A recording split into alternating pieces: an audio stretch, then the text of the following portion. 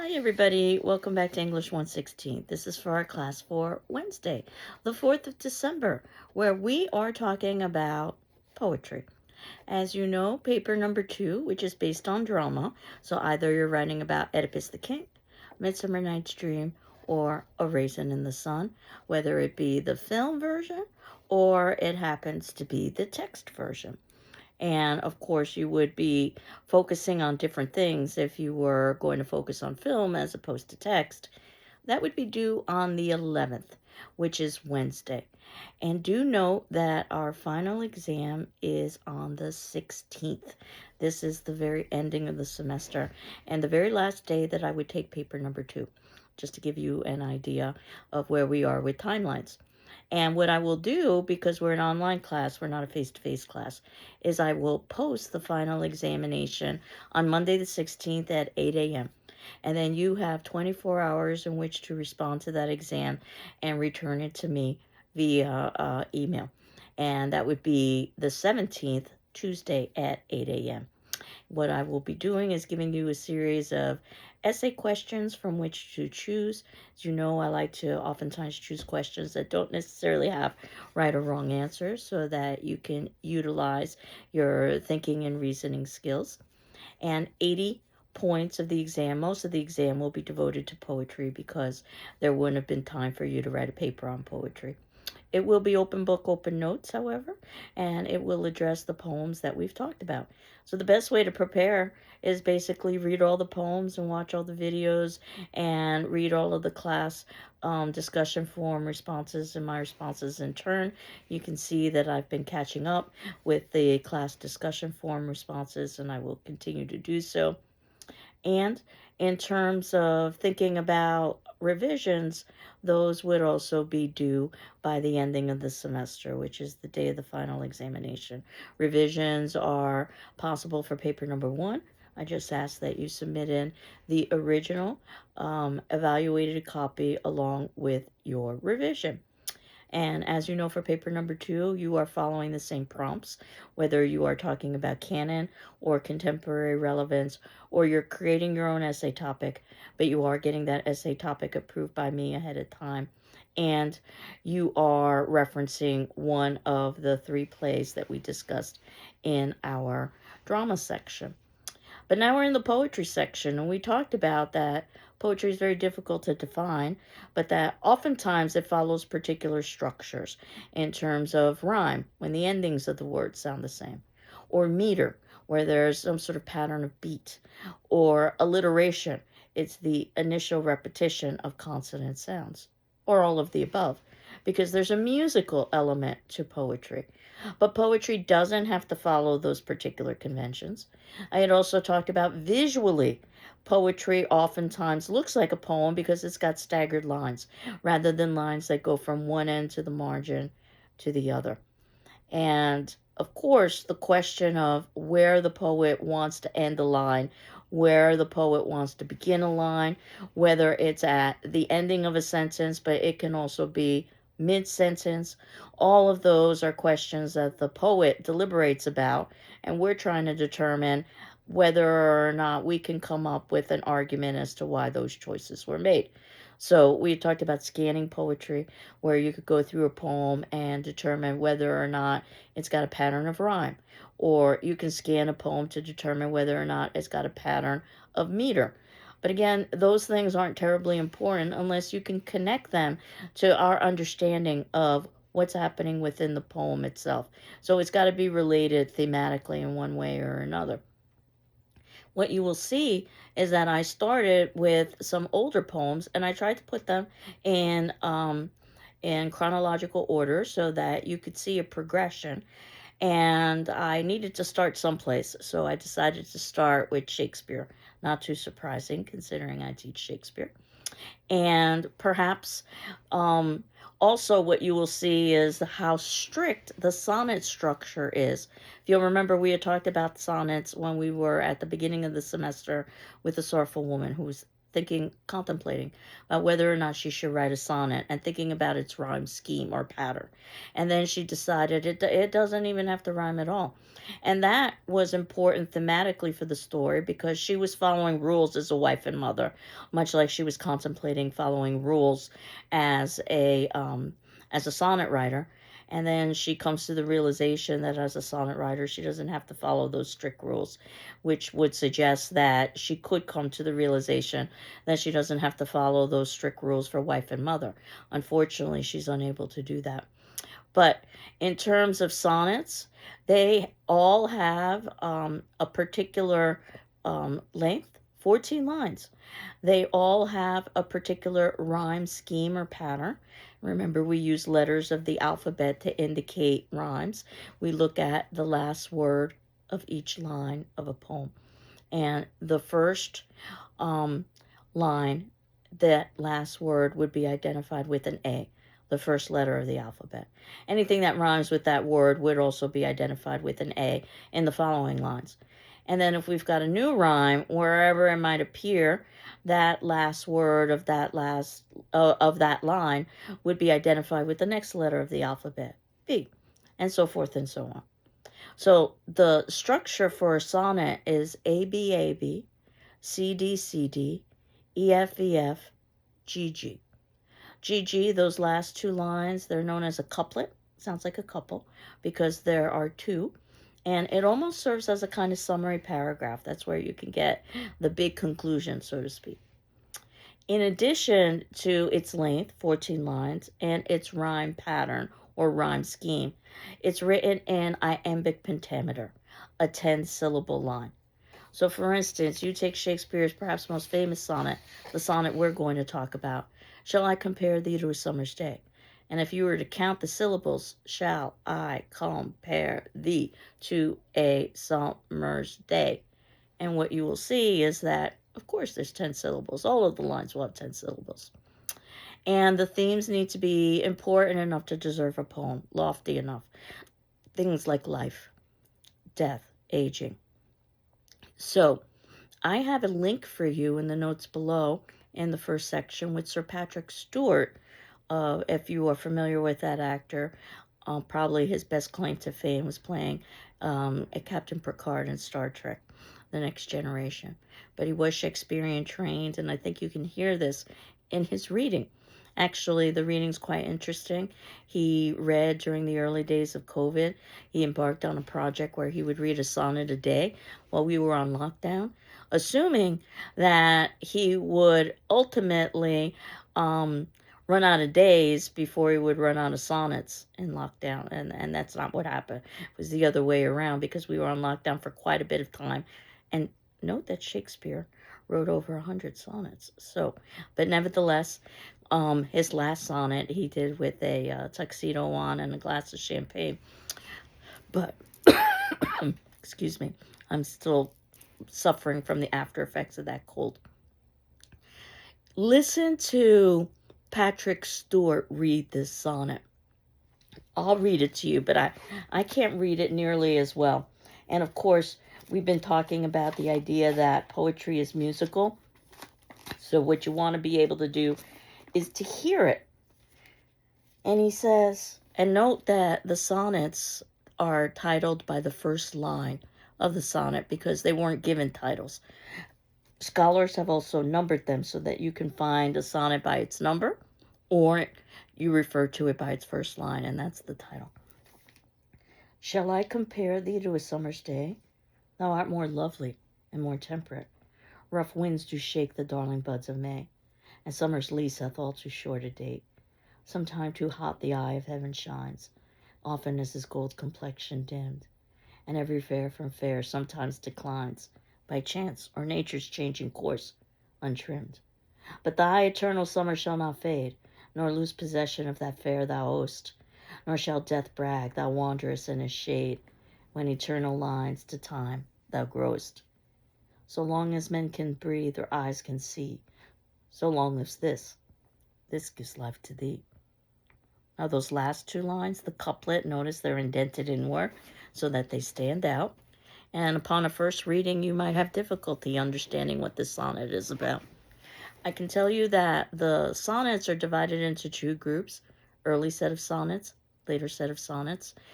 It's thought that the earlier sonnets, because they've been put in some sort of numerical order, were written to a young man, probably the Earl of Southampton, probably Shakespeare's patron. Second set of sonnets, written to what's known as a dark lady, a woman with dark features, not necessarily dark skin, but dark eyes, dark hair, and a woman that Shakespeare was infatuated with at the very least, having an active affair with at the most. And I can tell you that Shall I Compare Thee to a Summer's Day is usually misread because people think that this is a love poem that's written to a woman. But if scholars are correct, and there's no reason to think they aren't, this sonnet was written to the young man. It's part of the early set of sonnets. And of course, we know Shakespeare comes with a lot of conspiracy theories and a lot of conjecture and a lot of attempts to piece together his biography. And plenty of people have used the sonnets to try to do that.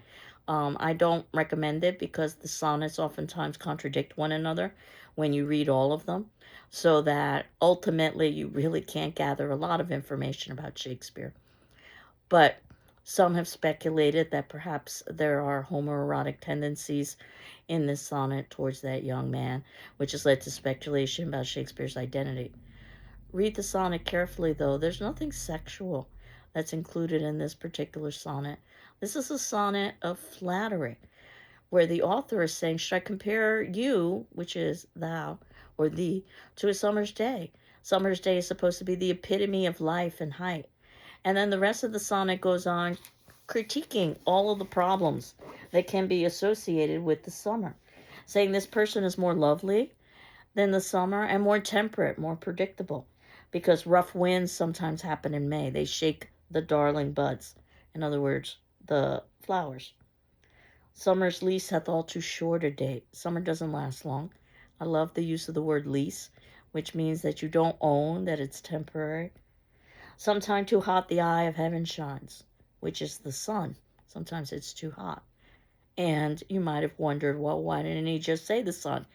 Wouldn't be able to keep to the meter or the rhyme scheme if you started doing things like that. And every fair from fair sometime declines. Fair in this instance means beauty, not justice. So the idea of the fairy tale, mirror, mirror on the wall, who's the fairest or the most beautiful one of all? Fair is used in that context. That all beauty declines, whether by chance, a terrible accident, let's say, or nature's changing course untrimmed, aging, which would happen to all of us if we live long enough. And then Shakespeare claims that this person has an eternal summer, so that will never fade and will always possess beauty. And death can't even brag that you are in his shade. And note the very literary tradition of referring to death as a he. And there's also literary tradition referring to the sun as a he. So for death, think about the Grim Reaper. In terms of the sun and the moon is thought of as feminine. The idea that this person will grow in eternity, which is impossible because nothing lives forever until we get to the last two lines. So long as men can breathe, their eyes can see. In other words, as long as there are people alive, so long lives this. And this is in reference to the poem. This is a pronoun. Pronoun is supposed to replace a noun. What makes it hard is that the noun is never stated in the sentence that's being replaced. So if I were to add it in, so long lives this poem, now all of a sudden it makes a lot more sense. And this poem gives life to the idea that ultimately eternal life can be granted by an artist, specifically Shakespeare, which is a rather radical idea. And but we know that Shakespeare was pretty radical. In theory, the only thing that should be able to grant eternal life is God, at least according to the ideology of the Renaissance. But that's not what we see here. So if you received a paper from me where I had circled one of your pronouns, a word like this or that, or he or she, and I would have said unclear pronoun reference, this what? Be concrete. What I'm saying is within that sentence itself, you never listed the noun that the pronoun is replacing. Oh, you probably talked about it earlier, but each sentence has to stand as an independent unit. So if you didn't mention it in that sentence that you're using the pronoun, best to use the pronoun, just so that you're clear in your writing. All right. So that said, Shakespeare doesn't have to follow any of these rules, nor does any particular poet. Poetry is very open-ended in terms of the way that one can construct a poem, which is true of drama and short story, but even more so poetry, I think. So this poem was written in the 1600s, and I admit I'm very fond of the 1600s. That's the area that I focused on in my studies. But there were other poets in the 1600s actually who were writing, and even though Shakespeare gets all the credit, and there were other styles of writing in the 1600s. So I wanted to give you yet another poem called To His Coy Mistress. And this particular poem was written in a style that's known as metaphysical. And metaphysical poetry is known for its wit, its extreme exaggeration, and its use of nature imagery. So I think you can very much see that in the poem that I've selected, To His Coy Mistress. People tend to be divided about metaphysical poetry, whether they love it or they hate it. People either love it because it's absurd and the extreme exaggeration is just hyperbole, or they hate it because they think it's crude or rude or lewd or all of the above, or it can be that way. And this particular poem is almost written like an academic argument where it's divided into three parts: a beginning, a middle, and end. The attempt is to try to woo a woman, specifically to have her lose her virginity to this man. It is known as also a carpe diem poem, a seize the day poem, which might sound familiar to you because we talked about that in Dead Poets Society. And this particular poem is a longer poem. Note that I have included, in addition to the page numbers in the text that I've ordered for us, I've included online links. Some of those links include little arrows. If those links have a little arrow, then what you've got is either a professional reader reading the poem out loud, or you've got the poet himself or herself or themselves, depending on, of course, how recent the poet is and what kind of technology was available there in terms of reading the poem out loud so that you can hear it. I'll read To His Coy Mistress, written in 1681. Had we but whirled enough in time, this coyness, lady, were no crime. We would sit down and think which way to walk, and pass our long love's day. Thou by the Indian Ganges side should rubies find. I by the tide of Humber would complain. I would love you 10 years before the flood, and you should, if you please, refuse, till the conversion of the Jews. My vegetable love should grow vaster than empires, and more slow. 100 years should go to praise thine eyes, and on thy forehead gaze. 200 to adore each breast, but 30,000 for the rest. An age at least to every part, and the last age should show your heart. For lady, you deserve this state, nor would I love at a lower rate. That's part one of the poem. Notice how the next line after that is indented inward, almost like starting a new paragraph. So this isn't a new stanza, and the stanzas are the specific breaks you see in poems where you can very visually see some double spacing, but between the stanzas. So, and a stanza should deal with a particular idea. So Andrew Marvell doesn't give us a complete stanza, but what he does do is give us an indent to show us that there's going to be a shift. And the shift is starting with but, because there's always a but. At my back I always hear Time's winged chariot hurrying near, and yonder all before us lie deserts of vast eternity. Thy marble vault shall no more be found, or thy beauty shall no more be found, nor in thy marble vault shall sound my echoing song. Then worms shall try that long preserved virginity or virginity, to keep the rhyme. And your quaint honor turn to dust, and into ashes all my lust. The grave's a fine and private place, but none, I think, do there embrace. So that's the second part of the poem. And then we have yet another indent. Now, therefore, while the youthful hue sits on thy skin like morning dew, while thy willing soul transpires at every pore with instant fires, now let us sport us while we may, and now like amorous birds of prey, rather at once our time devour, than languish in its slow chapt power. Let us all roll our strength and all our sweetness up into one ball, and tear our pleasures with rough strife through the iron gates of life. Thus, though we cannot make our sun stand still, yet we will make him run. So this is a fairly long poem compared to the sonnet, and it is a carpe diem poem, seize the day. We do have questions at the ending of the poem, so that might help direct us. What do you think of this carpe diem poem? Is it hopelessly dated? Does it speak to contemporary concerns?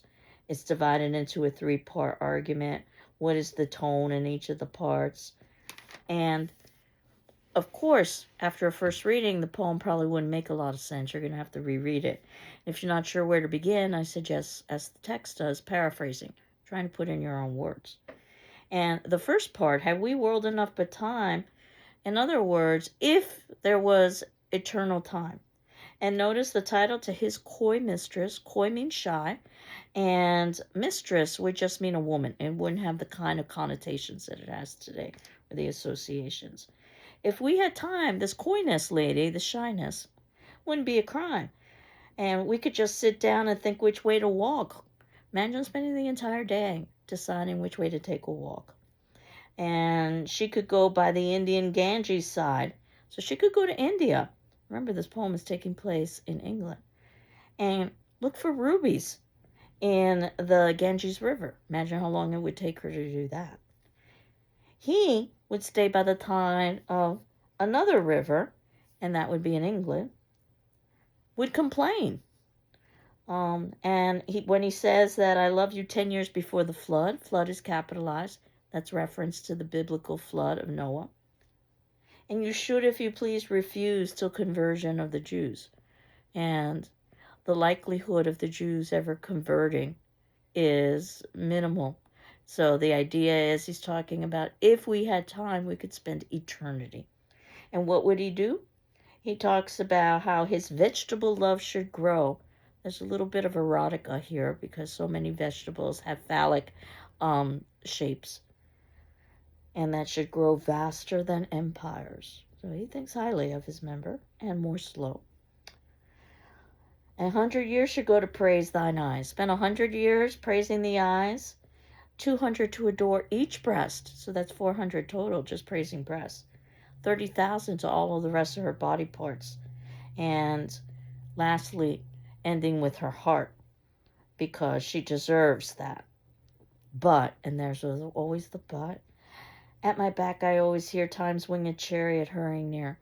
And you might notice in the poem that the language speeds up as well to illustrate that we don't have limitless time. Time is short. And talks about that at the ending of our lives is when we have eternity.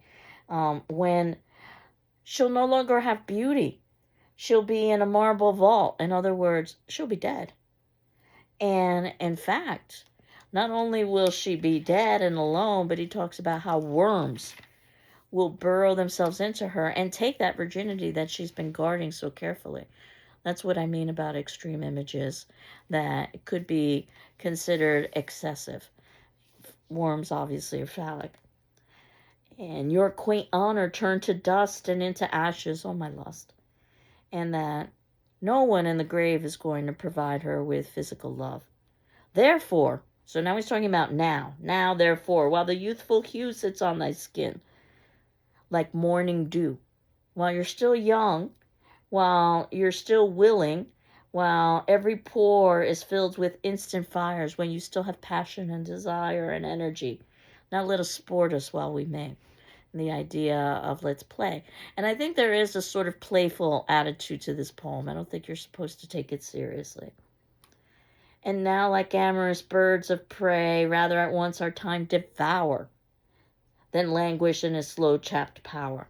The idea is that they are going to take the upper hand over time and not let time take the upper hand over them. Or at least he argues that's what they should do.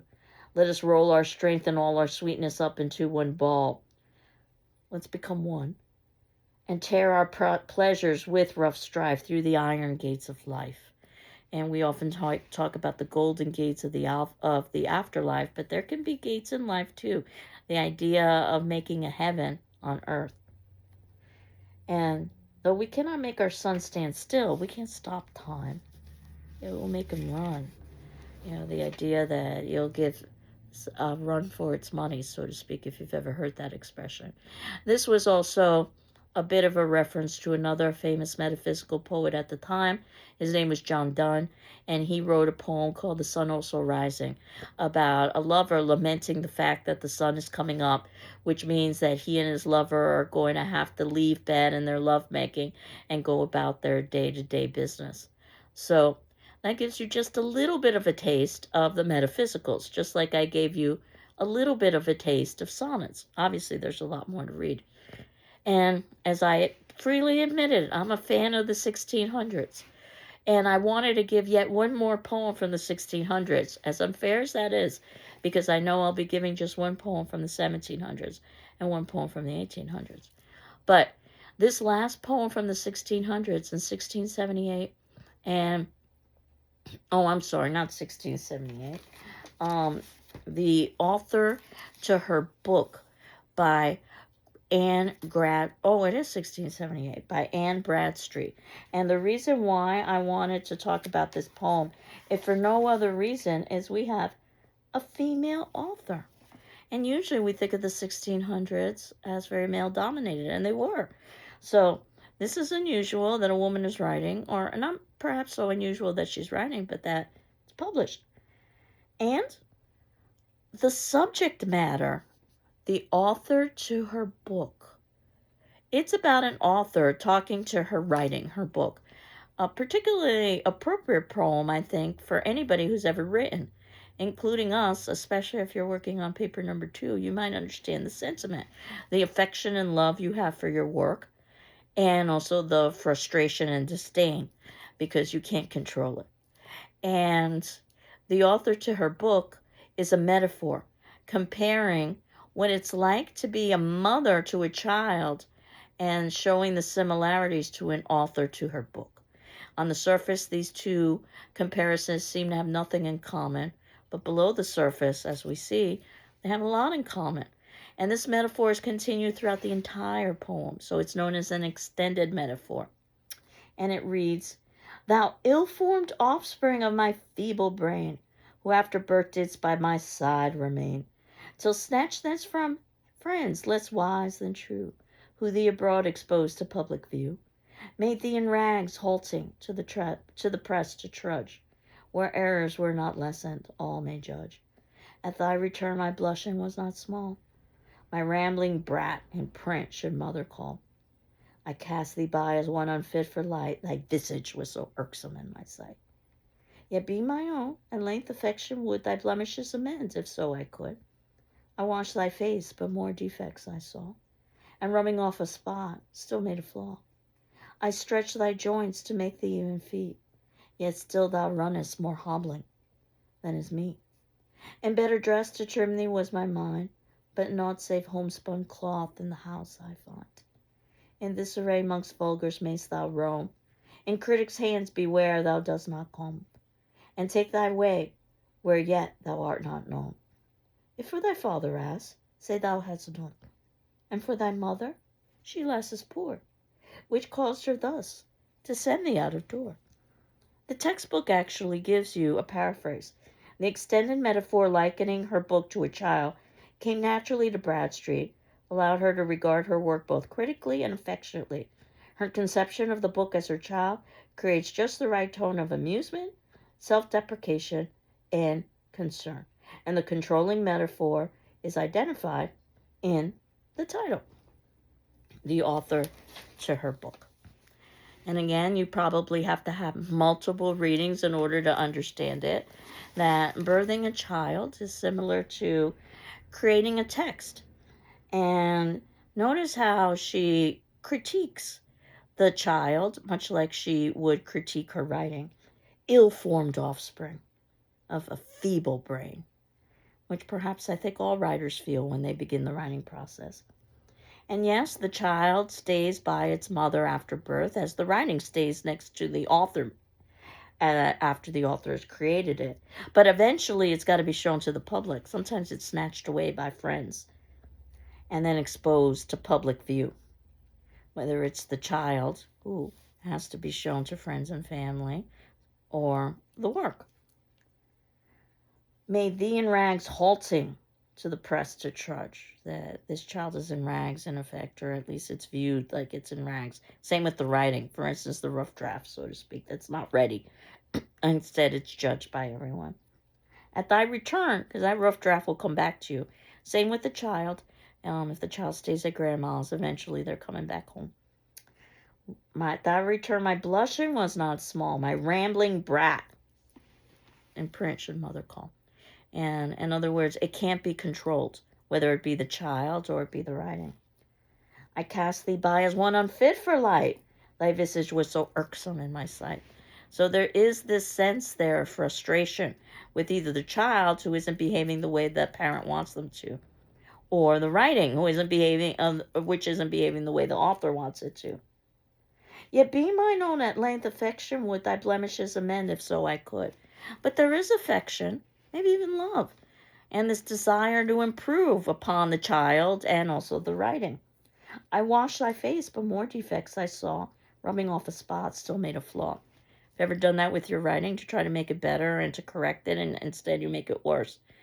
Again, the idea of the child, they're trying to wash up the child, but it's impossible. There are always flaws. I stretch thy joints to make thee even feet. And there's a pun here because the syllables in a line, they're known as the feet when we're talking about poem. But, of course, when we're talking about humans have feet. I stretch thy joints to make thee even feet, yet still thou runnest more hobbling than is meet. In other words, this is not smooth or graceful, the writing or the child. And better dressed to trim thee was my mind. So if you dress up the child, maybe the child will be received better. If you dress up the paper with, let's say, a fancy cover, maybe it'll be received better. It won't. But naught save homespun cloth in the house I find. Doesn't matter because this author couldn't find fancy clothes for the child, or this mother couldn't find fancy clothes for the child, nor could it find a fancy cover for its paper or its book or whatever it's writing. In this array amongst vulgars mayst thou roam. The idea of roaming, not necessarily having a set direction. In critics' hands beware thou dost not come. You're trying to avoid the critics, the people who are going to criticize your child rearing, people who might criticize your writing, especially if you're a professional author. Take thy way where yet thou art not known. Eventually the child has to go out amongst strangers, just like the writing does.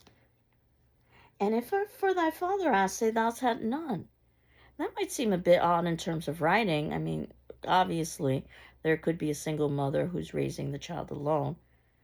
But the reality is that writing is supposed to be done individually. You're a critical paper. You're not supposed to be referencing outside sources. So in other words, there is no father, just a mother. And for thy mother she alas is poor, which caused her thus to send thee out of door. Eventually, the parent has to release the child if for no other reason the financial burden is too great and the child needs to be able to support themselves. Same thing with writing. Eventually you need to release it so that you could gain profit. And even for you, eventually you have to release your paper because you too are poor. You're grade poor and you need a grade. So there are a lot of parallels here, and I suspect that one of the reasons why this poem was able to be published is because it links or it discusses something that's associated with the feminine, motherhood. However, it links it with something that isn't necessarily associated with the feminine in the 1600s, and that happens to be writing, and at least from a professional perspective. So as I had indicated, those are the 3 poems from the 1600s. I have just one poem from the 1700s, which is probably quite unfair. I'm not the biggest fan of the 1700s. One movement that was very important in the 1700s was known as the Romantic movement. And it wasn't about necessarily romantic in terms of relationship of two people. It was more about the Romantic poets celebrating nature, the beauty of nature, and how nature illustrates humanity, or perhaps how humanity illustrates nature. It goes both ways. And some of the big names, Byron, Shelley, Keats. In fact, in Dead Poets Society, they spent quite a bit of time talking about the Romantics. I chose a very short poem. It is not included in your textbook, but if you can see in the notes below, in section 4, there is a link for it. Many of these links come from the Poetry Foundation, which is a great place to find poetry, but you can find poetry in other places.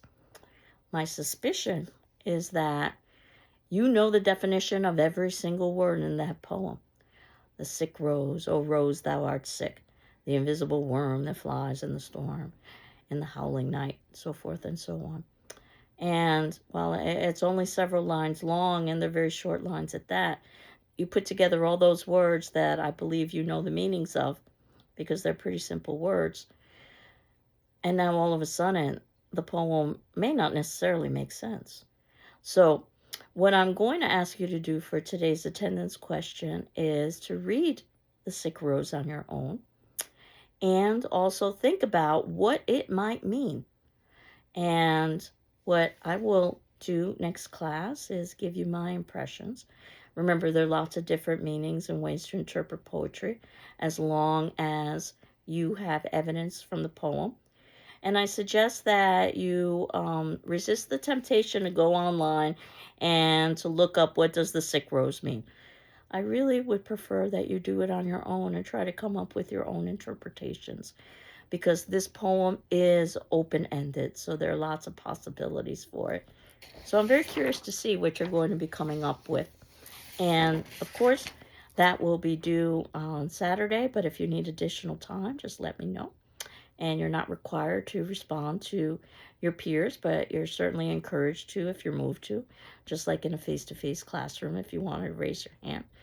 But you are required to read their responses and my responses in turn. So I hope you're doing well. I'm doing well, and I look forward to seeing what you think The Sick Rose is about. Take care. Bye-bye.